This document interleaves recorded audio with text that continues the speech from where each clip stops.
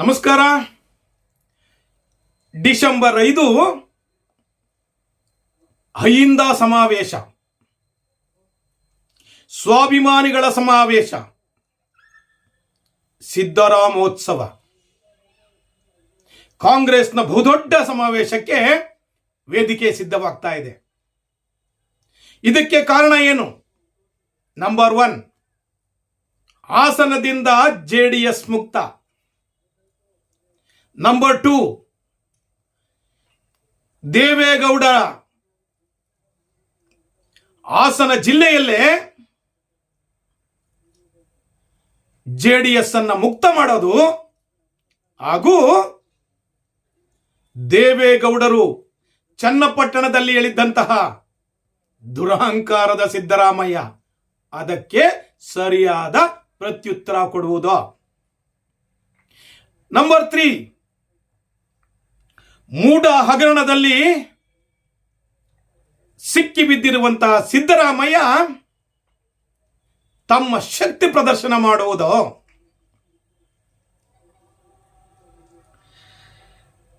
Number 4, ಮುಖ್ಯಮಂತ್ರಿಯನ್ನು ಬದಲಿಸದಂತೆ ಹೈಕಮಾಂಡ್ಗೆ ಸಂದೇಶ ರವಾನಿಸುವುದು. Number 5, ಎಲ್ಲ ಕಾಂಗ್ರೆಸ್ಸಿಗರಿಗೆ ಇನ್ಕ್ಲೂಡಿಂಗ್ ಡಿ.ಕೆ. ಶಿವಕುಮಾರ್ಗೂ ಸೇರಿ ಸಿದ್ದರಾಮಯ್ಯನವರೇ 5 ವರ್ಷ ಮುಖ್ಯಮಂತ್ರಿ ಅಂತ ಹೇಳುವುದನ್ನ ಬಹಿರಂಗಪಡಿಸುವುದು. ಈ ಒಂದು 5 ಕಾರಣಗಳಿಗಾಗಿ ಹಾಸನ ಜಿಲ್ಲೆಯಲ್ಲಿ ಗೌಡರ ಅಡ್ಡದಲ್ಲಿಯೇ ಬೃಹತ್ ಸಮಾವೇಶ, 2 ಲಕ್ಷಕ್ಕೂ ಅಧಿಕ ಸಂಖ್ಯೆಯ ಸ್ವಯಂ ಪ್ರೇರಣೆಯಿಂದ ಬರುವಂತಹ ಕಾರ್ಯಕರ್ತರನ್ನ ಸಮಾವೇಶ. ಸ್ನೇಹಿತರೆ, ಇದು ಒಂದು ಅದ್ಭುತವಾದ ಆಲೋಚನೆ ಸಿದ್ದರಾಮಯ್ಯ ಮತ್ತು ಅವರ ಮಿತ್ರ ಮಂಡಳಿಯಿಂದ. ಇದಕ್ಕೆ ಹೈಕಮಾಂಡ್ನ ಸೂಚನೆಯೂ ಇದೆ, ಅನುಮತಿನೂ ಇದೆ ಎಂದು ಸಾಕ್ಷಾತ್ ಡಿ.ಕೆ. ಶಿವಕುಮಾರ್ ಅವರ ಹೇಳಿದ ಮೇಲೆ ಇದು ಕಾಂಗ್ರೆಸ್ನ ಸಮಾವೇಶವಾಗಿ ಕನ್ವರ್ಟ್ ಆಗಿದೆ. ಸ್ನೇಹಿತರೆ, ಇದಕ್ಕೆಲ್ಲ ಕಾರಣ ಏನು? ಕಾಂಗ್ರೆಸ್ನವರು ಹೇಳುವ ಪ್ರಕಾರ ಮುಂಬರುವ ತಾಲೂಕ್ ಪಂಚಾಯಿತಿ, ಜಿಲ್ಲಾ ಪಂಚಾಯಿತಿಗೆ ಕಾರ್ಯಕರ್ತರನ್ನ, ನಾಯಕರನ್ನ ಹುರಿದುಂಬಿಸಲಿಕ್ಕೆ. ನಂಬರ್ 2, ಎಲ್ಲ ಹಾಸನದಲ್ಲಿರುವಂತಹ ಕಾಂಗ್ರೆಸ್ ಕಾರ್ಯಕರ್ತರ ಒಳಧ್ವನಿ ಮಾಜಿ ಮತ್ತು ಹಾಲಿ ಎಂಎಲ್ಎಗಳನ್ನ, ಜೆಡಿಎಸ್ ಎಂಎಲ್ಎಗಳನ್ನ, ಬಿಜೆಪಿಯ ಎಂಎಲ್ಎಗಳನ್ನ ಕಾಂಗ್ರೆಸ್ ಪಕ್ಷಕ್ಕೆ ಸೆಳೆಯುವ ಸೂಚನೆ. ನಂಬರ್ 3, ಸಿದ್ದರಾಮಯ್ಯನವರೇ ಸರ್ವ ಶ್ರೇಷ್ಠ ನಾಯಕರು ಕರ್ನಾಟಕದಲ್ಲಿ ಎಂಬುದನ್ನ ಸರಿಯಾಗಿ ಯಾರಿಗೆ ಹೇಳಬೇಕೋ ಅವರಿಗೆ ಹೇಳಲಿಕ್ಕೆ,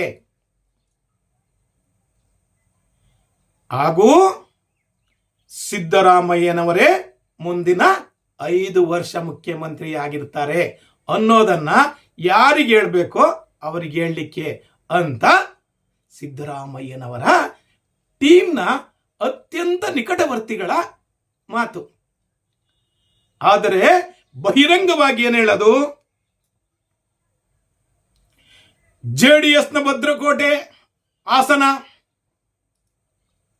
ಈಗ ಅರಕಲಗೂಡು ಮತ್ತು ಹಾಸನ ಮತ್ತು ಹೊಳೆನರಸೀಪುರದಲ್ಲಿ ಮಾತ್ರ ಜೆಡಿಎಸ್ ಇದೆ.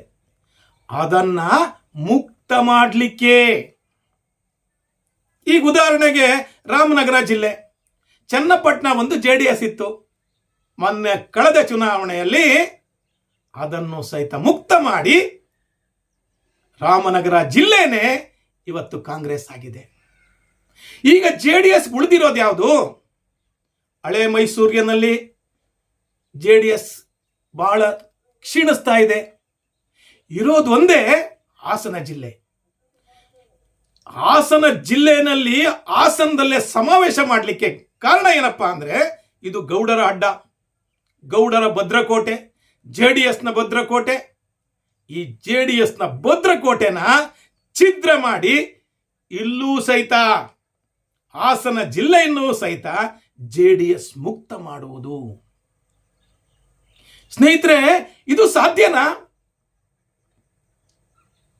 ನಂಬರ್ 1. ಈಗ ಹಾಸನಕ್ಕೆ ಬರೋಣ. ಹಾಸನಲ್ಲಿ JDSನ MLA ಇದ್ದಾರೆ. ಅವರು ಯಾವುದೇ ಕಾರಣಕ್ಕೂ ಕಾಂಗ್ರೆಸ್ಸಿಗೆ ಬರಲ್ಲ. ಆದರೆ BJP MLA ಇದ್ದಾರಲ್ಲ ಮಾಜಿ, ಅವರನ್ನ ಕಾಂಗ್ರೆಸ್ಗೆ ಕರೆತರಲಿಕ್ಕೆ ಒಂದು ವ್ಯವಸ್ಥಿತವಾದಂತಹ ಒಂದು ರೂಟ್ ಮ್ಯಾಪ್ ರೆಡಿ ಆಗಿದೆಯಂತೆ. ಸರಿ ಅಂದ್ರೆ ನೀವು ಸರಿ ಅಂತ ನನಗೆ ಕಾಮೆಂಟ್ ಮಾಡಿ, ಇಲ್ಲ ಸರ್ ಇಲ್ಲ ಅಂದ್ರೆ ಇಲ್ಲ ಅಂತ ಕಾಮೆಂಟ್ ಮಾಡಿ. ನನಗೆ ಬಂದ ಮಾಹಿತಿಯ ಪ್ರಕಾರ ಬಿಜೆಪಿಯ ಮಾಜಿ ಶಾಸಕರು ಕಾಂಗ್ರೆಸ್ಗೆ ಸೇರ್ತಾರೆ. ನಂಬರ್ 2, ಅರಕಲಗೂಡಿನ ಮಂಜಣ್ಣ ಕಾಂಗ್ರೆಸ್ಗೆ ನಿಯರ್ ಆಗ್ತಾ ಇದ್ದಾರೆ ಅಂತ.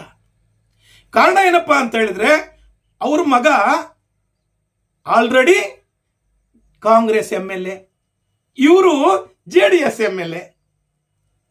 JDSಗೆ ಭವಿಷ್ಯವಿಲ್ಲ ಅಂತ ಗೊತ್ತಾದ ತಕ್ಷಣ ಎಲ್ಲರೂ ಸಹಿತ ಕಾಂಗ್ರೆಸ್ ಸೇರ್ಲಿಕ್ಕೆ ರೆಡಿ ಇದ್ದಾರೆ. ನಂಬರ್ 3, ಹೊಳೆ ನರಸೀಪುರ. ಹೇಳಿ ಕೇಳಿ ದೇವೇಗೌಡರ ಮಗ ರೇವಣ್ಣನವರು, ಅವರು ಸಹಿತ ಕಳೆದ ಬಾರಿ ಗೆದ್ದಿರೋದು fraction of votes, not lakhs, thousands.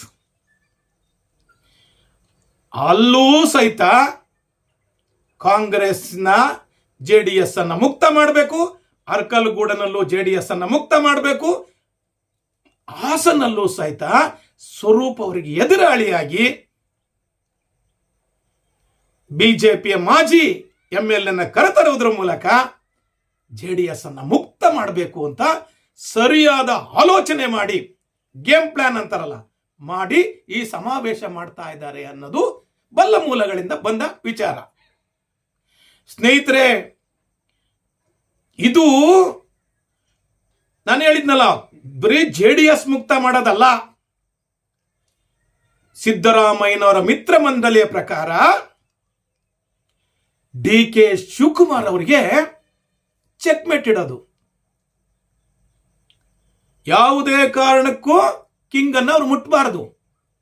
ಅಂದ್ರೆ 5 ವರ್ಷ ಸತತವಾಗಿ ಸಿದ್ದರಾಮಯ್ಯನವರೇ ಮುಖ್ಯಮಂತ್ರಿಯಾಗಿರಬೇಕು ಅನ್ನೋದು ಅವರ ಮಿತ್ರ ಮಂಡಳಿಯ ಆಸೆ. ಹಿಂದುಳಿದವರು, ಅಲ್ಪಸಂಖ್ಯಾತರು, ಮುಸಲ್ಮಾನರು, ಕುರುಬರು ಎಲ್ಲರೂ ಸಹಿತ, ಎಲ್ಲ ನಾಯಕರು ಸಹಿತ, ಆಮೇಲೆ ಒಕ್ಕಲಿಗರಲ್ಲಿರುವಂತಹ ಬಹಳಷ್ಟು ನಾಯಕರು, ಲಿಂಗಾಯತರ ನಾಯಕರು ಸಹಿತ ಸಿದ್ದರಾಮಯ್ಯನವರ ಬ್ಯಾಕ್ ಬೋನ್ ಆಗಿದ್ದಾರೆ. ಈಗ DK ಶಿವಕುಮಾರ್ ಎಷ್ಟೇ ಪ್ರಬಲವಾಗಿದ್ರೂ ಸಹಿತ ಅವರ ಆಸೆ ನೆರವೇರಲಿಕ್ಕೆ ಇದು ಅಡ್ಡಿಯಾಗಬೇಕು ಅನ್ನೋದೇ ಅವರ ಉದ್ದೇಶ, ಸ್ವಾಭಿಮಾನಿ ಸಮಾವೇಶದ ಉದ್ದೇಶ. ಅದೇ ರೀತಿ DK ಶಿವಕುಮಾರ್ ಅವರು ಹೈಕಮಾಂಡ್ಗೆ ಬಹಳ ನಿಯರ್ ಆಗಿದ್ದಾರೆ, ಬಹಳ ಪ್ರೀತಿ ಪಾತ್ರರು. ಬಿಕಾಸ್ ಕಾಂಗ್ರೆಸ್ ಕರ್ನಾಟಕದಲ್ಲಿ ನಾಮಾವಶೇಷ ಆಯಿತು ಅಂದಾಗ ಅಧ್ಯಕ್ಷ ಆದಂತವರು, ಅಧ್ಯಕ್ಷರಾಗಿ ಕಾಂಗ್ರೆಸ್ ಪಕ್ಷವನ್ನ ಅಧಿಕಾರಕ್ಕೆ ತಂದಂತವರು, ಹಾಗೂ ರಾಜ್ಯದಲ್ಲಿ 2ನೇ ಬಹುದೊಡ್ಡ ನಾಯಕರು. ಸಿದ್ದರಾಮಯ್ಯನವರು ಬಿಟ್ರೆ, CM ಬಿಟ್ರೆ DCM.